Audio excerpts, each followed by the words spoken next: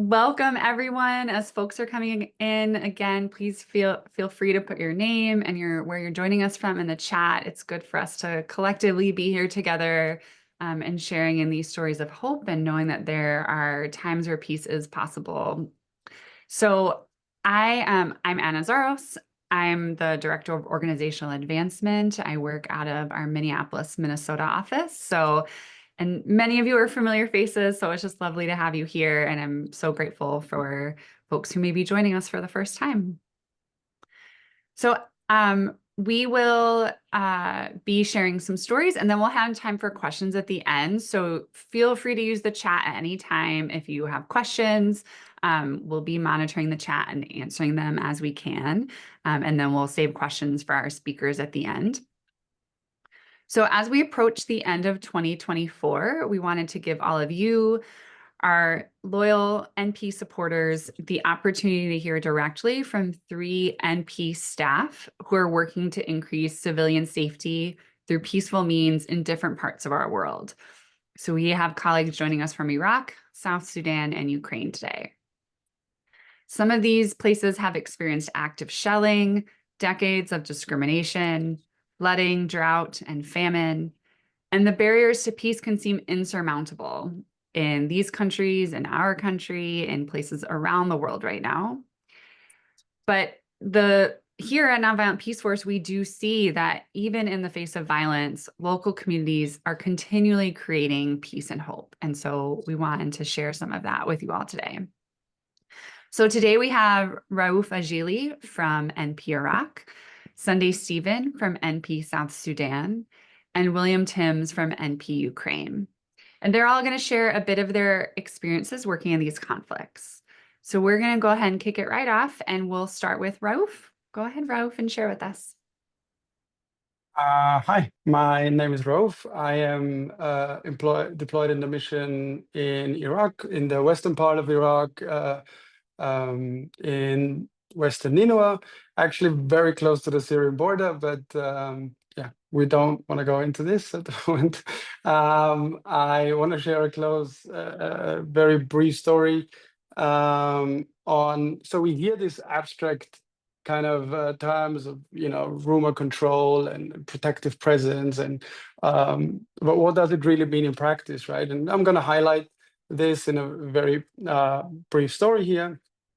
So basically, one of the days in the very end of our working day, we got a phone call that 2 men had an argument and things got very physical very quickly. This disagreement was about a house, and 2 men just didn't agree, so they resulted to violence. One of the parties was submitted to the hospital, and I have never in my life seen so many people, gathering at one's house so quickly. And it was around 200 to 300 people gathering, seeking revenge. So we sprang into action very quickly. Luckily, one of our community peace teams member, he was part of one of the clans, so we could get a little bit of background information very quickly and very easily. And yeah, we rushed into action and went to this house where all of the men gathered, and then we spoke to the tribal leader, and he gave us a little bit of a buffer, and he said he wants us to talk to the police and talk to the other party, and this is their demands. And then we rushed to the other house, and they were telling us about their demands and so on and so forth. And at the end of the day, we found ourselves in the midst of this entire conflict, and that was good because nothing happened so far. So there was no further conflict or no escalation, right? So then, yeah, we just recognized the potential of rumors and resentment spiraling into violence very, very quickly. So we engaged in shuttle diplomacy. and we visited both tribes and the police and kept rushing between houses and houses. It took us probably, I think I remember at midnight we had the debrief. So that was for hours and hours. At some point in one of the houses, they even served us dinner. So we ate very quickly while we were talking to people, and then we rushed to the next house. Yeah, it was very, very exciting. So we could, we agreed with the police that they would do protective presence in front of one of the houses. So nothing has happened really in that period of time. So very quickly in the evening, I think it was the same day in the evening, a third tribe, or the sheikh of a third tribe, entered this conflict as a mediating party. And then we as NP, we slowly withdrew from this conflict. So we let local mechanisms take over. They have their own peacekeeping or peace building mechanisms. And the locally led mechanisms usually are the more sustainable ones. And we just filled the gaps in the very beginning where things got very quickly heated. And police got involved, but usually, against a huge amount of very aggressive men. Sometimes these gaps are not to be filled with more violence, right? That would come from a government body or whoever it would be. In this brief example, we had mechanisms of protective presence, rumor control, and shuttle negotiations. So these and one very brief thing, we had the honor to sit at the very at the negotiating that the sheikh or was or this whole mediation process actually we sat through, and we were the only. I asked other organizations, we were the only organization that have ever entered that as an actual organization, and that says a lot about our relationships that we have in the field with the communities, with the people, with the tribes, and other figures in the field that we work in. And it's about what have impacted me most, to be honest, about all of this is first being part of this whole procedure was very exciting and mind-blowing how other communities do that. I come from a very different part of the world. And also what I actually love to see was the reinterpretation of my colleagues who were very, very exciting because they saw themselves in very different roles, right? So their reinterpretation of their own identity as suddenly being mediators or being peacekeepers or being, people who facilitate negotiations or mediation or what else, yeah? So things did not get violent, and that is something very exciting for them to see, because one of my colleagues, for example, before he joined us as national staff, he was a teacher, and then he found himself being that person that actually was part of preventing further conflict, and that was really, really beautiful to see. So yeah, that is one thing that happened. The other thing that I want to talk to you about is I'm currently working on a project that is related to climate change. Iraq is the fifth most vulnerable country to climate change. It's affected by droughts and water scarcity a lot. And currently that project that I'm working on is also investigating the relationship between water scarcity and conflicts, or how climate change exacerbates these conflicts in communities. Also, because these communities are heavily relying on agriculture, right? So sometimes two parties will fight, and when we do our analysis, we say, okay, they fight over this and that, right? This is our starting point. But if we take the starting point to be maybe, could be climate change, from then on, we look at water scarcity. And from then on, we have two parties having a conflict over water, maybe a year ago. And then a year later, they have a conflict over something else. But there was always this kind of tension between these two parties, right? So you get a much more holistic picture if you look at it from that perspective, right? And include climate change into your analysis. And that is something that we are currently looking at and investigating.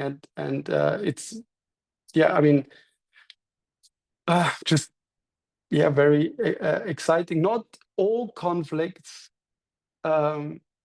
are due to climate change. Okay, I want to highlight that. But a lot of them have their roots in the fact that the climate is changing. And yeah, so far, yeah, that is all I wanted to say for now. Thank you so much, Raouf. I really appreciate hearing about your story. It gives us such a real picture of what can be really technical words that are the methods of unarmed civilian protection. I'm sure all of you here often hear us say shuttle diplomacy and rumor control, and that back and forth in these communities who, when these tensions flare and these fights break out, is such a great picture of how what those words actually mean. And I really appreciate how we work to interrupt cycles of violence by being clear about root causes like climate change. So if you have questions for Raouf, I know I'm curious about more on what that climate change work is looking like. Feel free to put them in the chat and we'll gather them for the end of our time together, and we can ask some questions too. So now we're going to turn to someone from one of MP's largest and longest programs. So Sunday, would you like to share your story?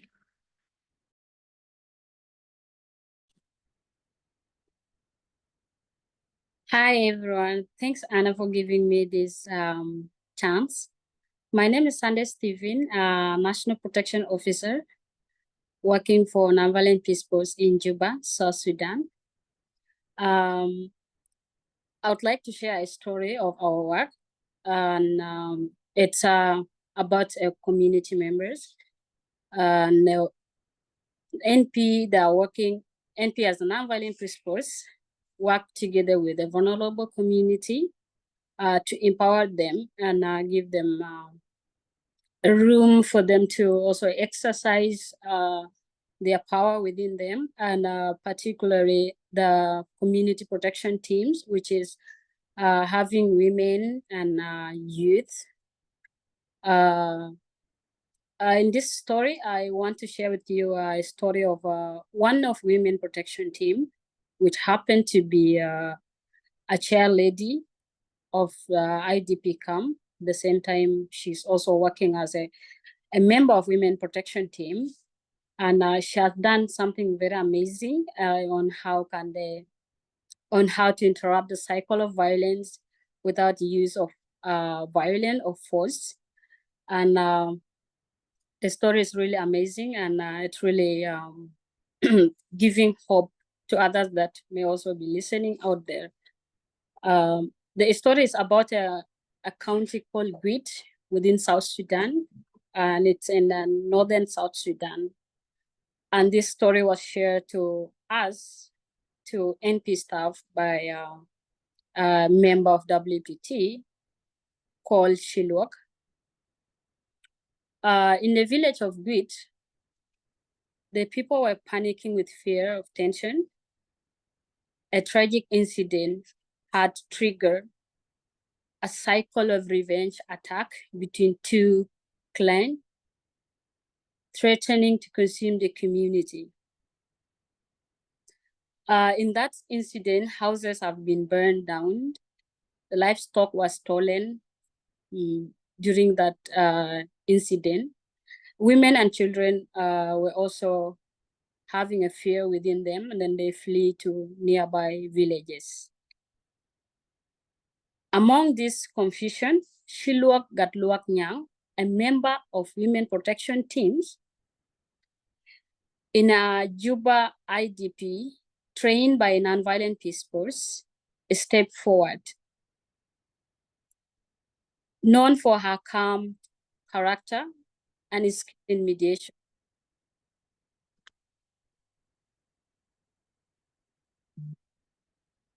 And skills in mediation.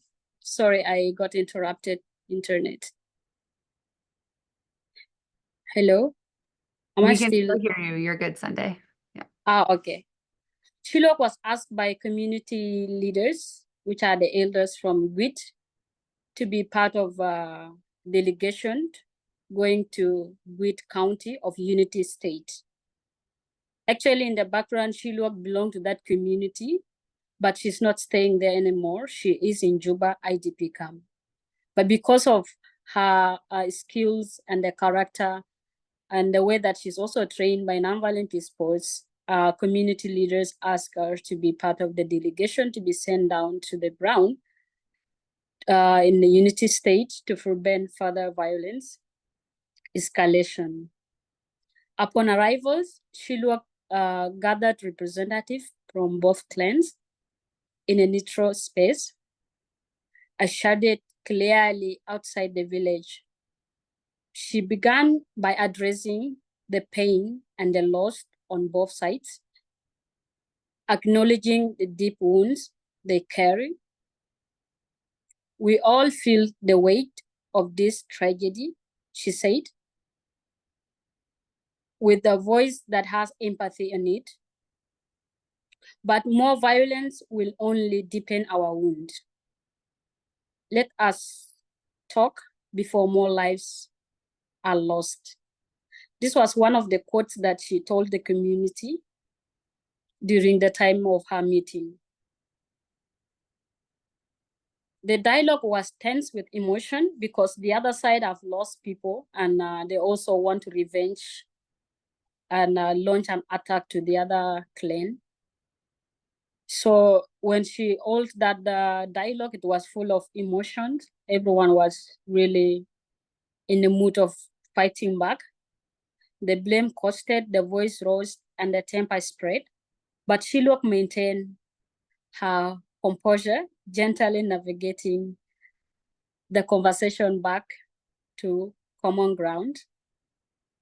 She reminded them as the community with their shared history, because before all these things happen, they already have a shared history within them. Their connected lives before all the fighting or the conflicts, and the future of their children, which they are also growing, coming up from that community. And she mentioned something interesting to them, telling them that revenge will never bring back what was lost. But forgiveness can plant a seed for a better tomorrow. Slowly, the tension began to ease. Everybody that were having those ones that wanted to fight back, so when they heard these words, the tensions began to calm down a little bit. And the clans agreed to temporarily have a ceasefire to allow time for further dialogue and reconciliation. Chilok, before returning to Juba, where she was staying, she also engaged the youth leaders from both sides, emphasizing to them their role as a youth in breaking the cycle of violence. She organized a follow-up meeting. By doing this, she's also recognizing their position in the leadership and also giving them power. They are the only one to end this cycle of violence, not the elders, not any outsiders from somewhere else to do that. Before returning to Juba, she also makes sure that she met with elders, women, and youth. By doing that, she was giving them a responsibility for them to draft agreement for peaceful coexistence within the community, to make sure that everybody is abiding by those agreements and not breaking them. The village of Gwit witnessed a turning point that day. Shilwak courage and skills in dialogue mediation not only stop violence, but also inspire hope. Her work highlighted the power of nonviolence in resolving even the deepest conflicts.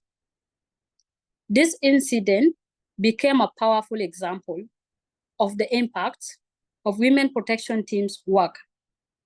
By equipping women like Shilwak with the skills in conflict resolution and mediation, nonviolent peace force help communities build their capacity to address dispute nonviolently and foster a culture of peace among the community and societies in South Sudan.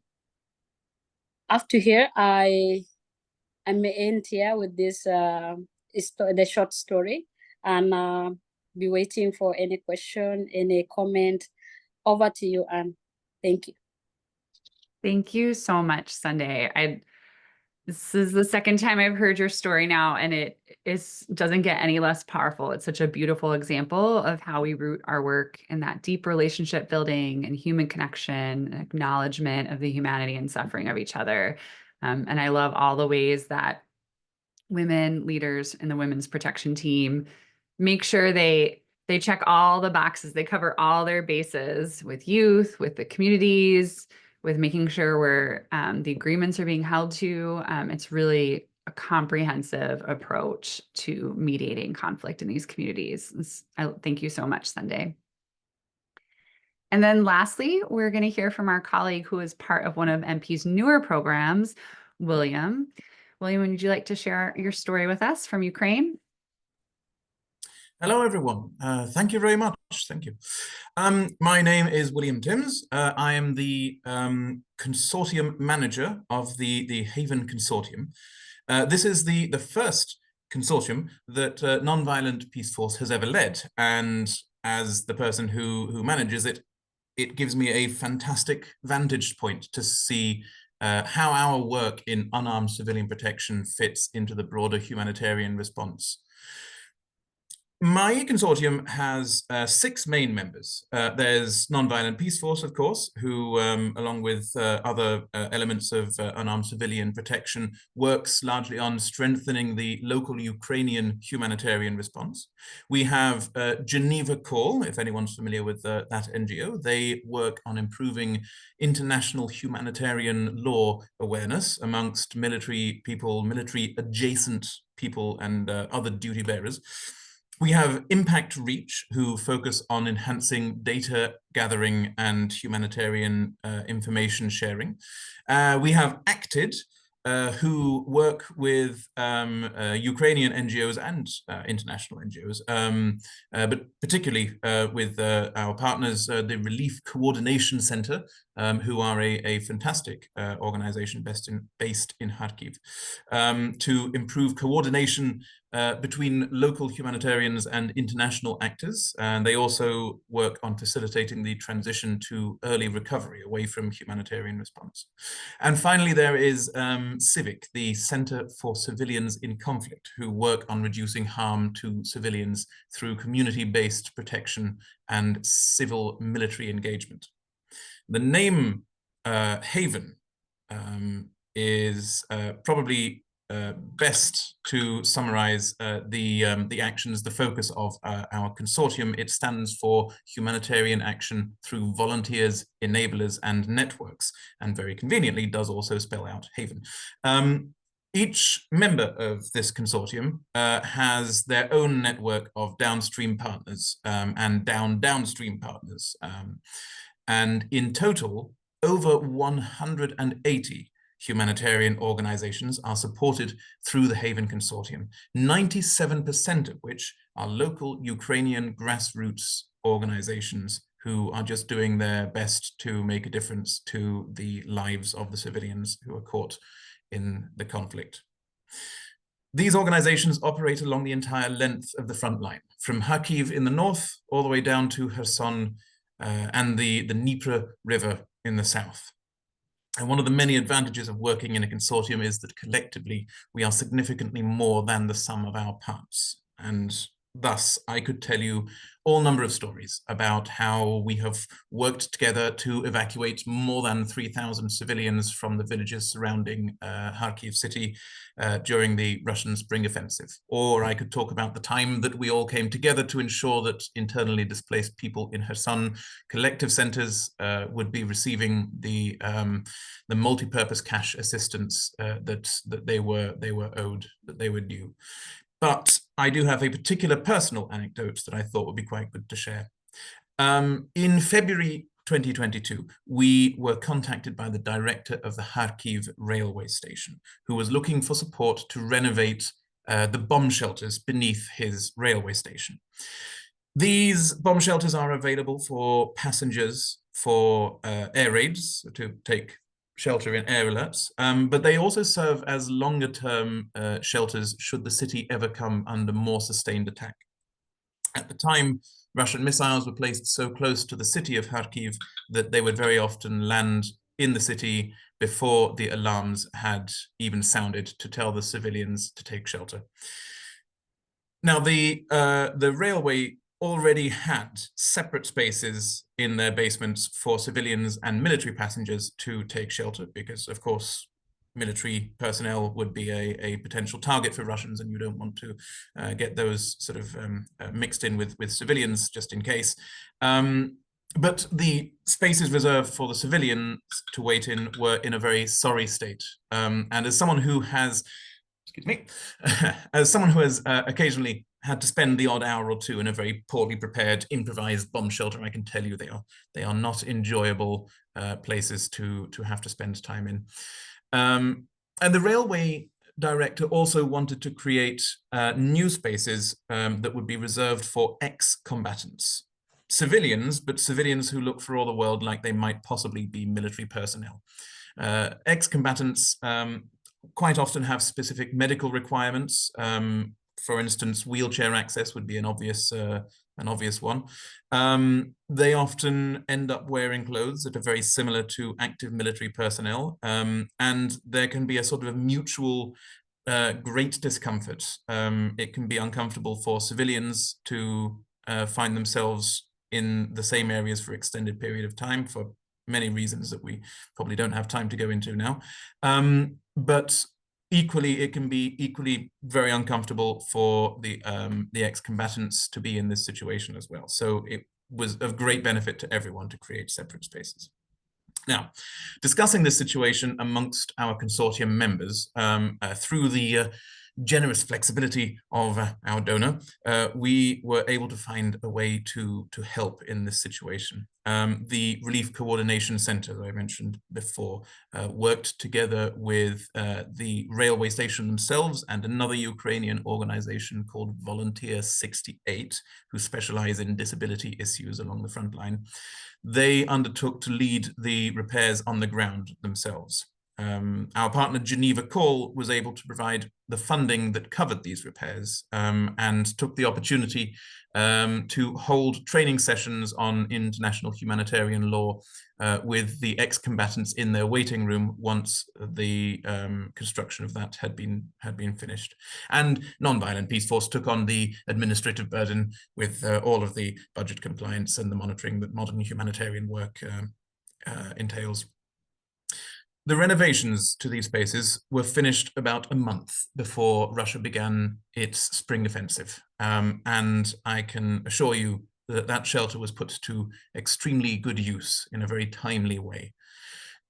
Now, usually I spend my days behind a desk in Odessa, or possibly shuttling up to Kiev, where I am now, to coordinate with partners and have meetings. But very, very rarely I do get to venture further afield. And I came to Kharkiv in September.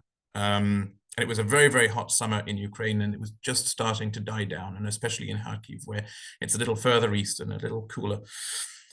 And the moment I stepped off the train and felt that slightly cooler air and stepped into the train station, the moment my foot hit the floor, at least that's how it feels in my memory, I heard the air alert go off, and I saw the people around me making their split moment decisions, whether it's better to head to the shelter or to dash for their cars or to put up an umbrella and walk away anyway.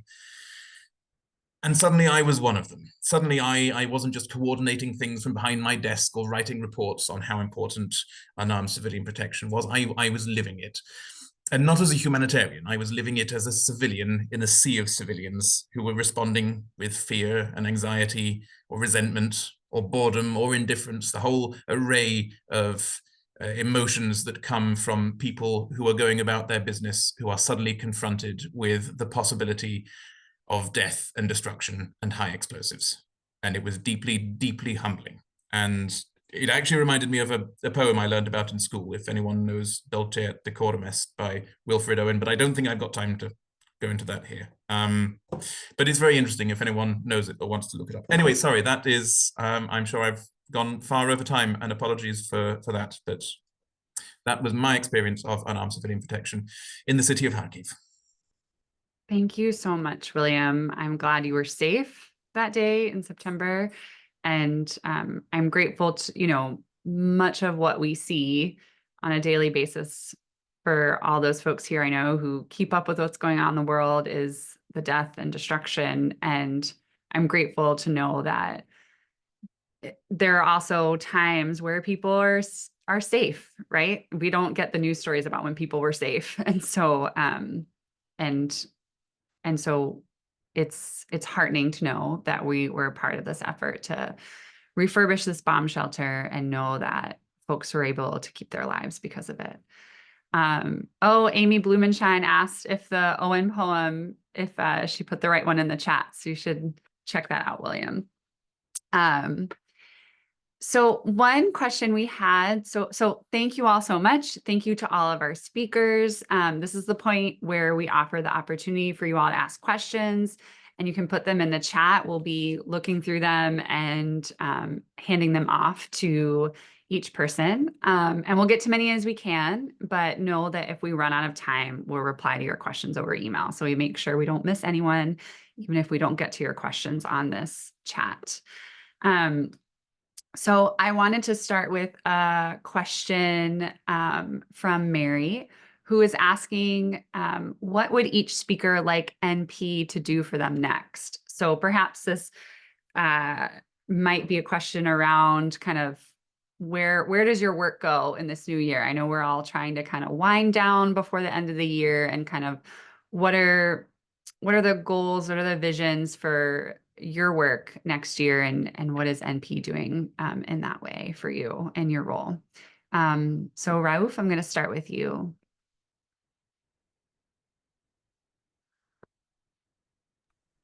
Yeah. Hi. Thank you very much for the question. It's a very, very interesting question. Because I've been diving into this topic a lot, I would like to see NP. I mean, we're heading there anyways, but I would like, the focus to be, much bigger on conflict in relation to the climate change, kind of that nexus I'm very interested in. And I would love us to go into this more, not only with analysis, but also in action, that, sometimes requires a very different kind of approach to some things in some ways of and contexts.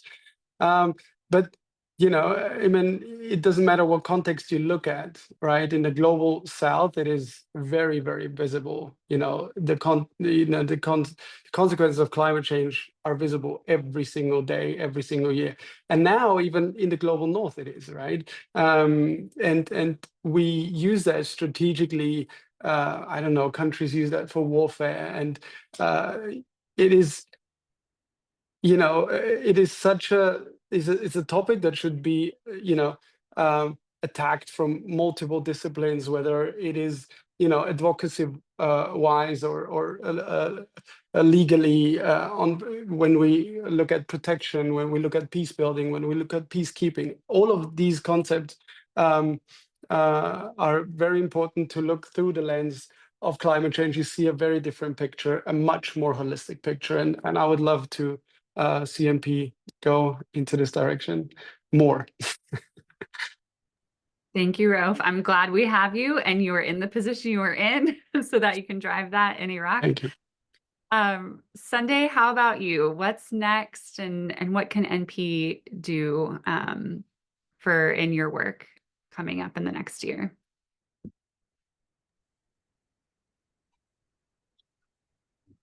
Thank you for the question. I think with the different contexts that we are in, and also seeing the impact of nonviolent peace force in the community, I'm really glad that women are able to stand up and talk on their right, but it's not enough as well, because at the moment, some of the few sites in South Sudan, they are closed based on lack of funding, and those communities, they're really suffering and they need NP back, because they got NP to be the only partner working with them and helping them also to step forward to resolving most of the conflict in the community. And the fact that unarmed civilian as a tools for community-led protection, it's also giving communities an idea of how can they change the narrative of being violent to non-violent. But of course, they tried, like the few sites that NP have closed at the moment, all the community protection teams, they're reaching out to the staff every day and also asking them to give more support, especially like logistically, because they are not having that capacity to sometimes do the like accompaniments to another places. So in this sense, it needs NP to be the one doing this accompaniment, being the third person and a neutral person in the neutral position. So one thing that I really need NP to do is just to keep moving on with this vulnerable community and also impacting more on their lives, because some of the few sites, they have only 1 year, and within 1 year, it's very less length of time for communities also to recover back to the position of trying to also adapt to new tools. So yeah, in this point, there's a lot of challenges, and I really need NP to step in at that point, because there is a time that communities have no this much capacity at a time. But yeah. Yes. Yeah, thank you, Sunday. I really appreciate that. And I think many of you on here probably know this, but the humanitarian funding worldwide has been shrinking. So that's where NP gets a large chunk of our funding from. We have about a $26 million budget, and about 24 million or so, a little bit less than that, is from international humanitarian funding from governments and bilateral institutions. And that there's a global trend of that shrinking. And oftentimes protection is one of the things that gets cut first. Or doesn't remain as a like food, water, sanitation. Those are kind of essentials that often do remain on a government's agenda to fund, but protection often doesn't. And so the South Sudan program in particular has bared a big brunt of that contraction, especially as there are more global crises around the world.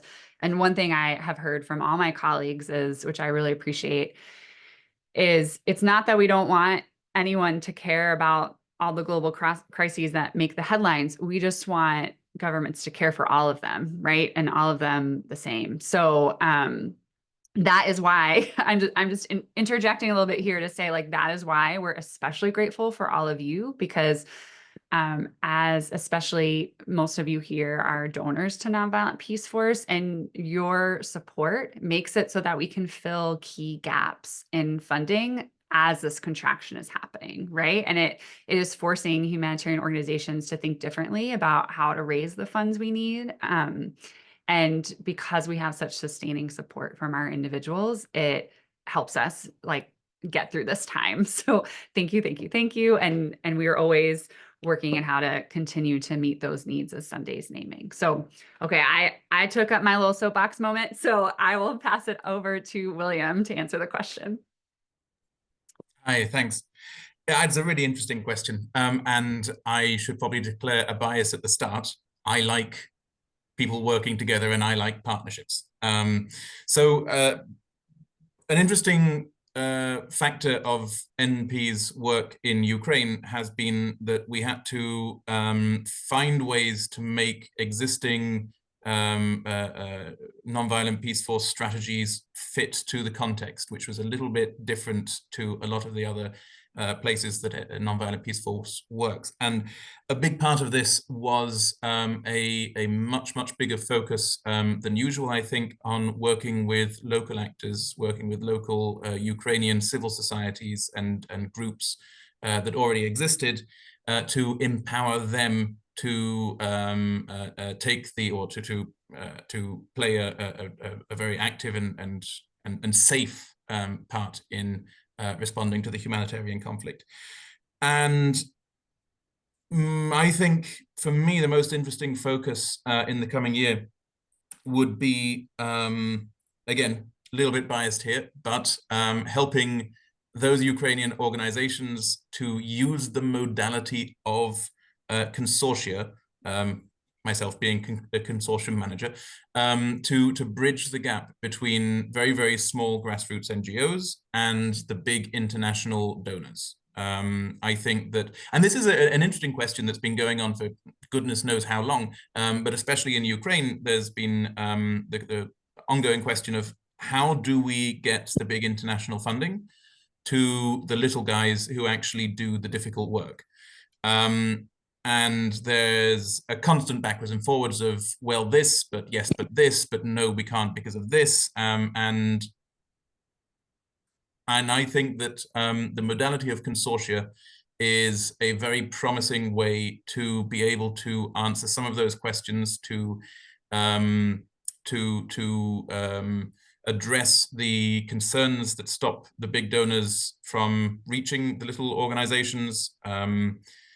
And it's actually, it looks like that we will be making sort of progress in that direction. There's a lot of interest in how consortia can bridge this gap. And we've been having conversations with partners about what might possibly come next in a number of areas. And I know that MP is already working on something similar in a much smaller sort of context. So I'm looking forward to seeing where this goes and how this particular approach can put the power of humanitarian resources into the hands of the people who actually do the hard work.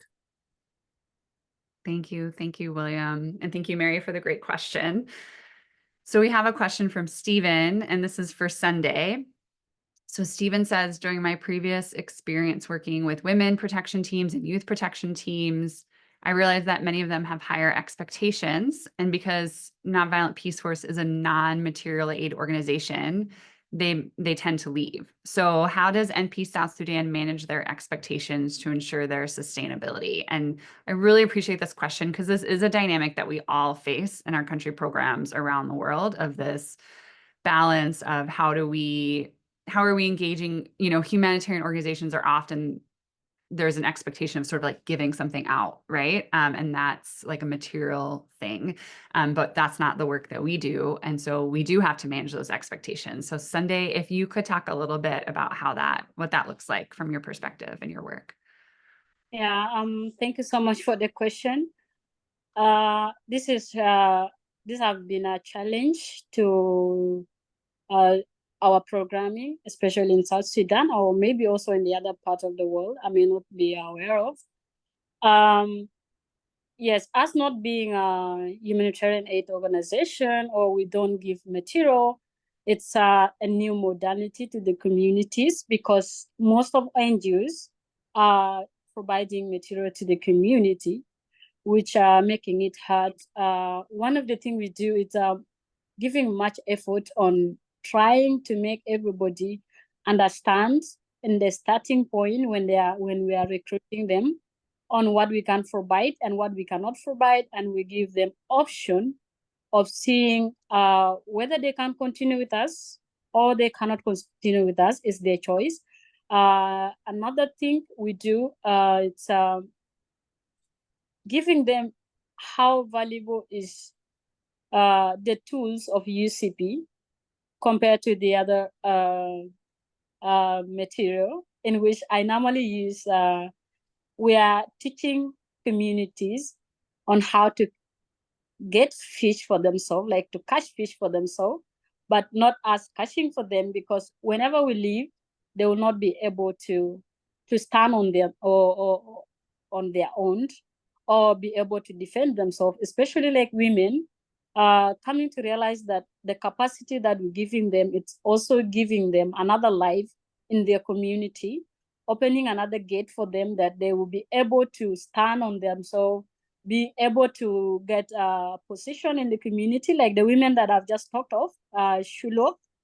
She's now recognized and she's able to move, like to travel South Sudan, being a delegate and doing mediation in the community, in which that recognition, without our capacity, she cannot be able to stand. And right now she's able to scatter for herself. She's getting her paid somewhere, because now also being a leadership, sometimes they get some intensive, and she's able to bring to her children at home, which is also giving other women and other youth a motivation to also stay with us and get all this capacity building, so that they'll also go and uplift the other people that don't have anything. Another thing we do is the advocacy, because we have partners which are also humanitarian aid organization. One thing we do is we linked the WPTs, which are the women protection teams, youth protection teams. We link with them so that they give them skills on the vocational training. They are able to go through a lot of skills that can also bring them another knowledge on how they can also benefit themselves another way around. And these have been helpful as for now, and it's sustaining them as well in their daily to-day life. But yeah, so far only advocating on the other forum to let organization know that there is this group of people that are doing protection, but they also need some material, or they may also need some intervention from other organization, and giving that space, it's also helped them and sustain them. So these are how we do it. Thank you. Sunday, it's really helpful. We just have maybe a couple more minutes for questions, so I'm going to use moderator's privilege and ask some I want to ask. So Raouf, I'm going to turn to you. If you could just briefly, I know there's a question in the chat about Syria, what impact are you feeling in your Iraq program with what's going on? Yeah. I know it's a very interesting question at the moment. It's a burning question.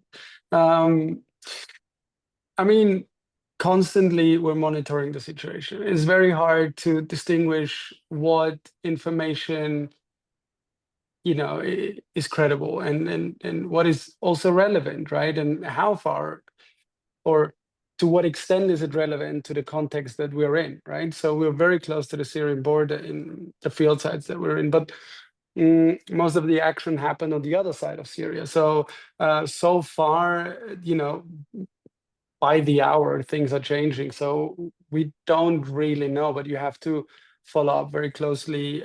We have meetings now, much more meetings to coordinate and exchange information that we have and triangulate the information and try to, keep up to date as well as possible in context. Also, with the other organizations, we try to do that a lot, and it's very complicated, and things are very uncertain, and people are worried. Obviously, a lot of people are worried here as well in Iraq. But yeah, I mean, that's the situation, and we shall see where it leads. But yeah, I mean, it could, potentially we're also a region or a country. The region itself is affected, but Iraq could be very affected by this crisis or not. But we hope everything will be stable soon and also stay stable in Iraq. Thank you. Thank you. Cool. Thanks for sharing that. And we are flexing our conflict analysis muscles at all times in order to keep everyone safe. So I'm glad you all are there able to do that work. So we have run out of time for more questions, but as always, I'm here, Amy's here, Jilda is here. If you have anything that you're curious about or would like to chat more about, we'd always happy to connect. In our last few minutes, I'm going to introduce one of NP's dedicated volunteers and supporters, Debbie Park. She's going to share a little message to us from San Diego. Go ahead, Debbie.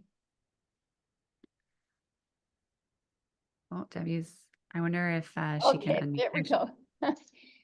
First, I want personally to thank Raouf and Sunday and William for their presence here today and for all that they shared with us, the wonderful stories.